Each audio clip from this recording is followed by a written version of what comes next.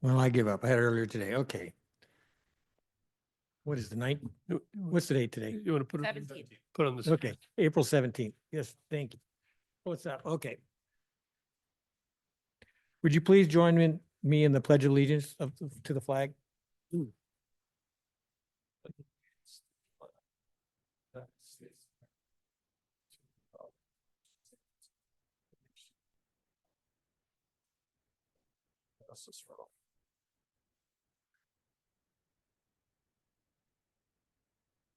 Next item on our agenda is the public forum.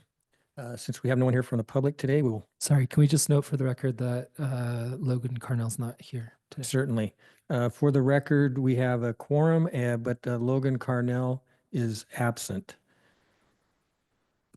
Next on the agenda, since there's no one here from the public, we're going to go on to the next item on the agenda, the consent agenda, which includes the minutes of March 19th and the monthly reservoir report.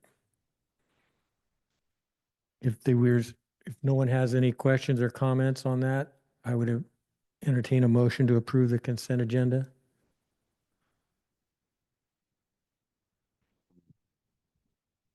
So moved. Second. Okay, we have a motion and a second. All those in favor, say aye. Aye. Aye. Opposed? Consent agenda is passed. That will move us on to the administrative agenda. And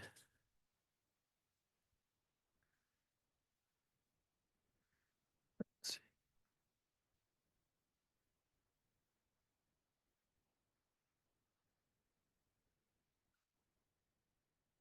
Going to hand that off to Tom. That's in regards to the Henderson under drain repair and bid acceptance. Tom? Yeah, so this is the, again, fit repairs to Henderson.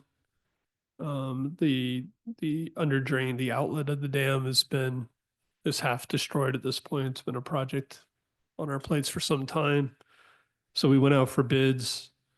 As you see in your report, the bids came in quite a range from $491 up to $975,000. Jeff Campbell Construction at $491,000 was the lowest responsible bidder.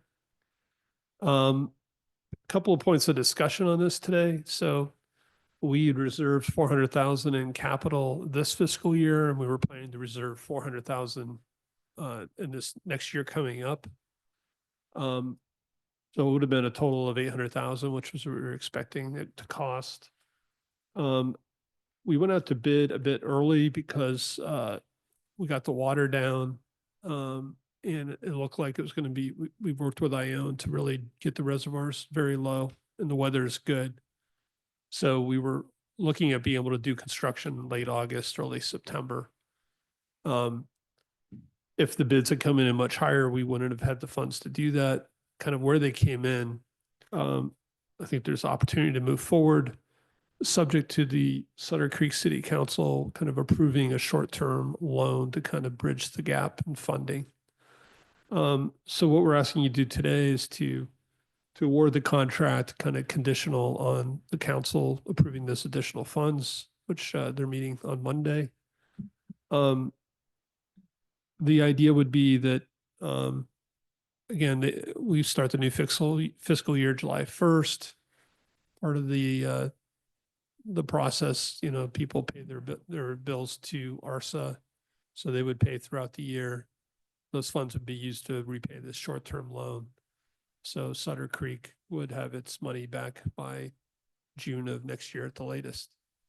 And it would be a lot better than trying to get a bank loan and paying interest. It's just, and 85% of it is basically Sutter Creek paying itself anyways. So the other thing I wanted to point out was we did get a protest. You have a letter at your desk.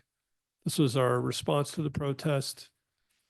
The protester was concerned that Campbell Construction didn't list subcontractors that were qualified in slip lining and grouting. We've checked the references. Campbell Construction has plenty of experience doing that themselves. So we we denied the protest. It was also a bit premature in that as we begin the contract in the next stage, we get all the references and things. But we have checked references. We've talked to Campbell Construction, and we're satisfied they can do the work.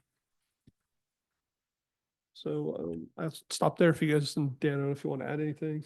Yep. I mean, that's quite a disparity. How, any thoughts on that? Like 300,000 on the nearest bidder, that's seen a lot of bids. That's a pretty huge gap. I mean, Yeah, it's, we like, were massive. pretty, we were pretty taken aback when we heard the number. And we looked through the specifications, and the discrepancies come with the open cut trench. So we were actually more surprised because we thought, well, the questions are going to come in the slip lining, not in the open cut. The next lowest bidder was like 250,000 for the open cut, and Campbell's quote or bid had like 70,000 for each of those. So, Huh. And in follow-up conversations with Jeff Campbell, he said, that's what it's going to take. He says, I don't think there's any more money that needs to be put into those items. So we feel pretty confident because the section that was the lowest that made the bids lower is the least, tricky of the Yeah. items. He also has a fair amount of experience, probably more experience than any other bidders working on the system. So he's got a good idea what he's getting into. Yeah. I don't doubt that. That's yeah, that is worth something for sure. But If he can do it in-house without some subcontractors too, that should save him. Would be a cost savings to him. Yeah, good. Yep. I mean, he feels very confident, and I think we feel Yeah. confident that he does have all this experience working on the ARSA pipeline. and then is the start time still anticipated to be August, I guess, or Or July if we can get it going. Okay. I mean, Yeah, as fast as we can. As soon as we can start sending water down, then Sure. we'll move on. Yeah, I think it is germane to the conversation. So I was at Tuesday night city council meeting, and they reported out from closed session that they are opening bidders up for the Han property. So I don't know how that'll impact it. I did have a conversation. Somebody called me up and just asked me some background information, who to contact, and just that kind of stuff regarding that issue. So I don't know how that will impact this. I do know it's a wastewater disposal site. I think the city has the obligation to irrigate regardless of if they're playing golf or not. I mean, I don't think it's a thing. It's either going to grow grass or they're going to grow nice grass, I guess. Yeah. Or really nice grass. Right now, it's just okay grass, apparently, what I'm hearing. But just kind of a thought there. I know the golf course appears to be shutting down. The bar's closed, the restaurant's closed, the pro shop is empty, but people are still golfing. I guess the next item we can talk about that. I just wanted to just kind of relay that to the board. So Yeah. just kind of keep that kind of flowing. So everybody's clear on what the obligations are. Yeah.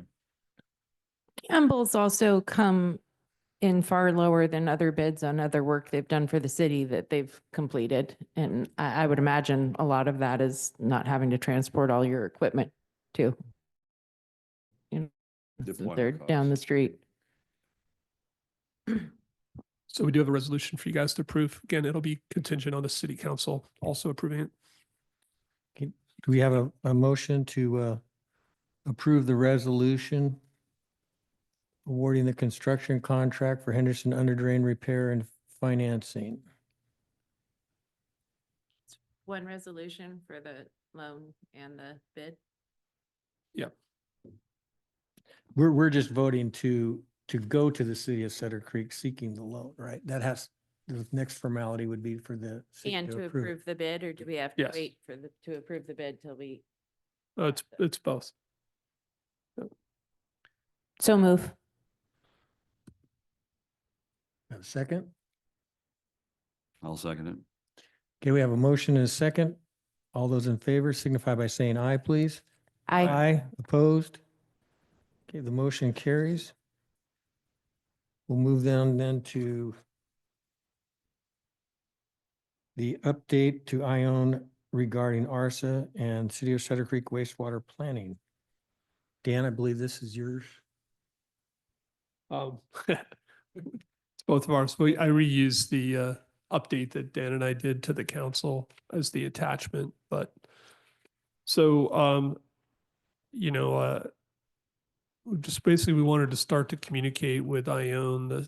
I have been talking to the city manager, but I just wanted you guys to see the letter that was sent to the city council, kind of outlining really the city of Sutter Creek's wastewater plans, and emphasizing that we do need to continue to be part of ARSA for kind of a unknown period of time, 5 to 8 years, if we move forward with the tertiary plant.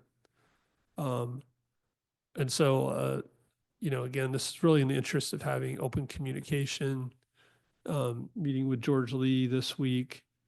Ione is doing a ratepayer study.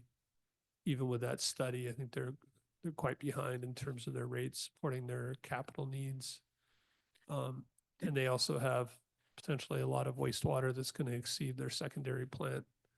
And so, as I tried to outline in the letter, I think if we can continue talking to each other and we can kind of work together, there's kind of this transition where ideally Sutter Creek could build a plant and do creek discharge as Ione connects the city to the tertiary plant.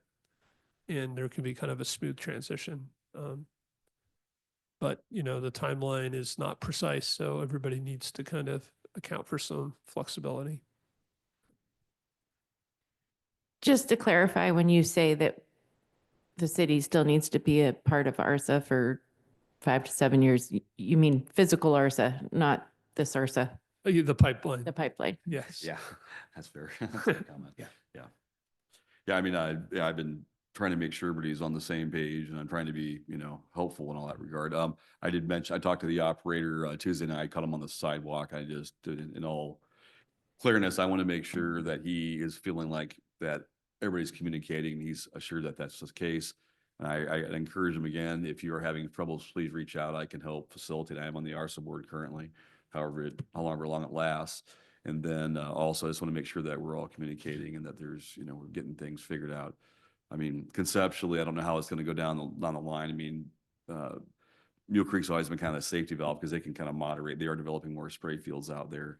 I'm trying to get a contact over there. I used to have good contacts there, but that's kind of eroded for a variety of reasons. Nothing in particular, mostly COVID, I would suggest. But I did talk to Senator Gill about that, trying to get the committee back together. He used to have a citizens committee. You could go in and sit in front of the warden and have all your little questions asked. And that's been kind of it was a good resource to be able to keep. If I was having problems, I didn't at least go there and find the person I needed to talk to. Mike Meredith, it used to be, but that's we kind of slowed down. So I'm trying to get that reestablished. Is there a new warden there? Yeah, she's in interim right now. I met her a few months ago and I requested her directly. I sent an email to some of her staff trying to get that committee reestablished, and I didn't seem to be getting any responses. So then I talked to the senator, like I say, on Tuesday, I think it was, and just had that conversation. So, I would really like it if this happened. And I think they're obligated to have the meeting. And from what I recall, it was an ordinance or by the agreement between the city and the state. That was something that was in there, and it has not taken place in a while. And I know they're busy. I'm like, we're all busy. That's not really a great excuse. I appreciate the notion, but it's not the full answer. So, It hasn't really been clear to me how much the warden's involved with the wastewater plant operations. We're having these water board balance meetings, yeah. and it's people out of Sacramento that represent Mule Creek for Typically they- wastewater. Yeah, before there was some on-site people that actually ran the plant itself and then ran the irrigation. That's who I usually would talk to. The higher ups, of course, they're pulling the levers, but I just need to have somebody I could actually, on the ground, talk to and say, hey, what are you expecting? What are we expecting? And have some communication. At least we could, know what to anticipate. Especially ARSA, we're obligated to take water from both entities, and it just, or had been. I'm not sure how that stands right now. But. I did hear that I believe Ione is still pursuing the interconnect line that would be able to be the safety valve to pump water back and forth across the bridge, which is pretty important. I know a few years back we had the ARSA shut down, and so did Mule Creek. I don't think it's anybody's fault necessarily. It was just system issues largely. And to be able to have that backup to keep the grass green at that time was kind of the main thing. It's background information, so important enough. But I do appreciate reaching out to the city. That hopefully I'll keep everyone a little bit happier. Appreciate your efforts too, Dan. Anything else?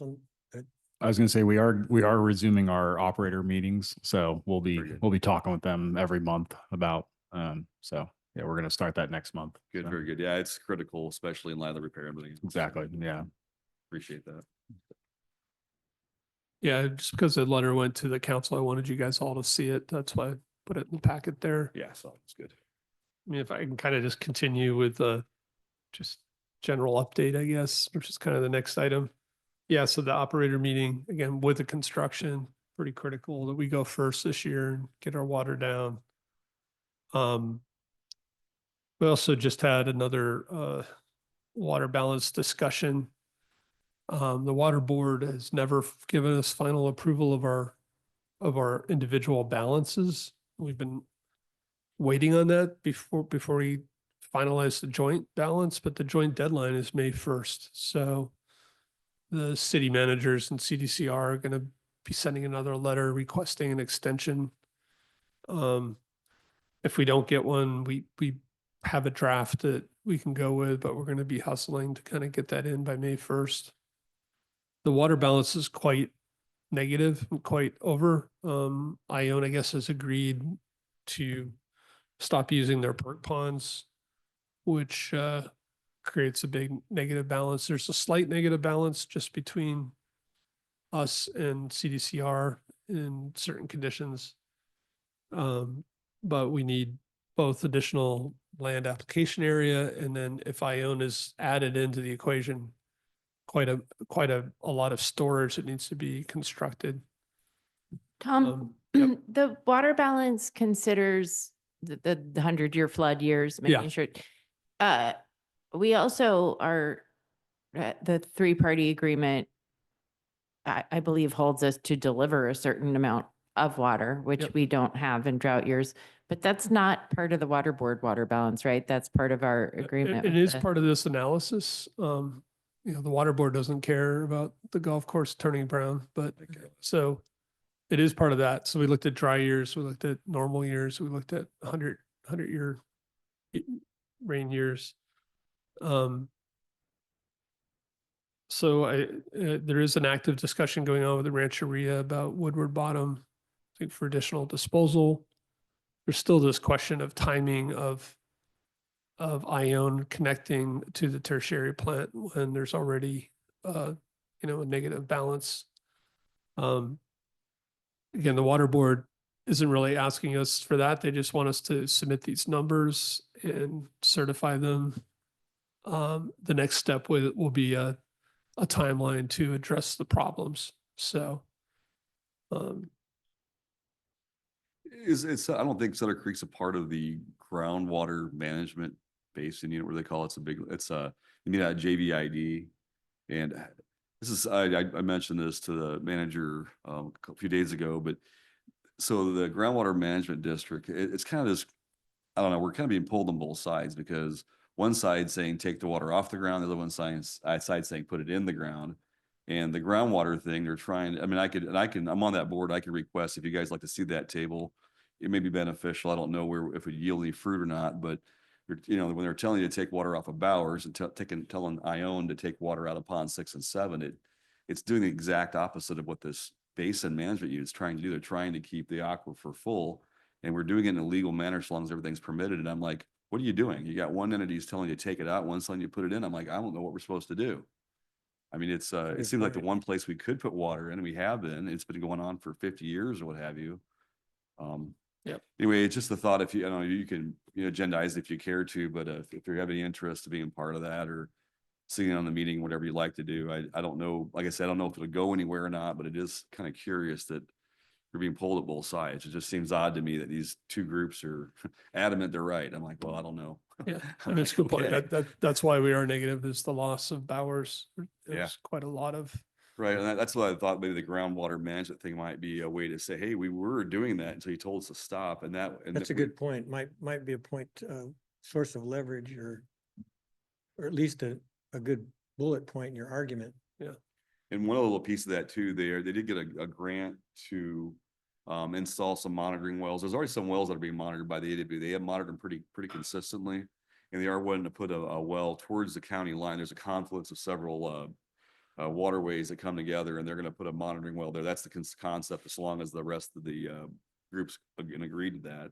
But it'll be a SCADA type thing where it'll basically just be, it'll report back to the cell phone kind of deal, where they'll be able to monitor that level. So if it goes up or down, we would have an idea if we're contributing or if something's changed in the system, and trying to build some background data. We do have some background data. I think there's 2 wells, 2 monitoring stations here, not too far from Sutter Creek, but just to throw that out there as well. And I guess the last thing, we did meet with AWA as well. Actually twice, once and more for the city on kind of coordinating on tearing up streets. So AWA has a bunch of projects identified, and just making sure we're coordinating. Yeah. But the other one is also just getting moving again on the ARSA on the legal side. So we're starting those talks up. I mean, both of us kind of got swamped with other things, but we're going to start moving that forward. So, I mean, AWA has a lot of projects going on right now. I forget, it's like 70 million in projects. Also, yeah, go ahead. That was going to be one of my questions, the progress towards dissolving this board. Back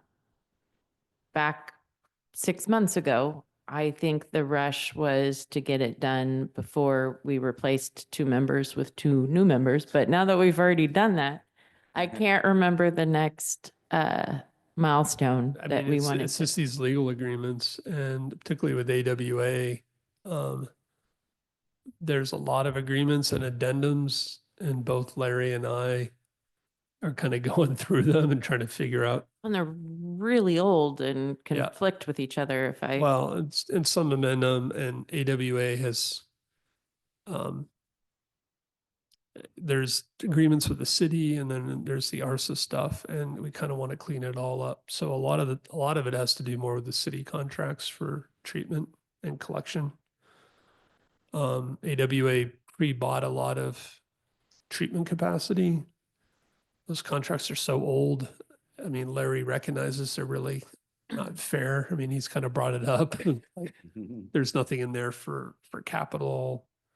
And, they paid these very old rates for future capacity.